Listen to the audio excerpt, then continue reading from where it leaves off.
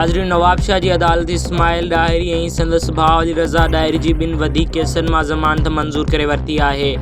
Nawab Shah ji second additional जी अदालत में गुनाह नंबर 178 ऐं गुनाह नंबर 179 में ज़मानत वारी दरख़्वास्त ते 33,000 जे मुचलक़नि एवज़ मंज़ूर करे वरिती आहे। नवाब शाह जी सेकंड एडिशनल जी अदालत में अॻूणे इस्तलाहकार इस्माइल डाहिरी ऐं अली रज़ा डाहिरी जी दौलतपुर थाणे ते गुनाह नंबर 178 ऐं 79 में ज़मानत मंज़ूर करे वरिती आहे।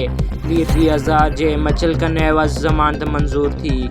अदालत में इस्माइल डाहिरी जा वकील सचल मुजीब माछी ऐं मुख़्तियारनि सरकारी वकील ऐं फ़िरियादनि जा वकील पिणु पेश थिया। वाज़ेह रहे त इस्माइल डाहिरी जी हिन वक़्त ताईं 6 केसनि में मुख़्तलिफ़ अदालतुनि पारां ज़मानत मंज़ूर करे चुकी आहे। होॾां सिंध हाई कोर्ट कराची में पिणु दरख़्वास्त गुज़दार अदी हमीदा डाहिरी जी दाख़िल करायल पेटिशन ते जस्टिस सलाउद्दीन पंवर जी अदालत में ॿुधणी थी। अदालत पारां इस्माइल डाहिरी खे जेल में वारसनि सां मुलाक़ात कराइण जी सहूलियतूं ॾियण लाइ हिदायतूं जारी कयूं आहिनि। नवाब शाह जी सेकंड एडिशनल जी अदालत में अॻूणे सलाहकार इस्माइल डाहिरी ऐं अली रज़ा डाहिरी जी दौलतपुर थाणे ते गुनाह नंबर 178 ऐं 179 में ज़मानत मंज़ूर थी वई आहे। 33,000 जे मुचलक़नि एवज़ मंज़ूर कई वई।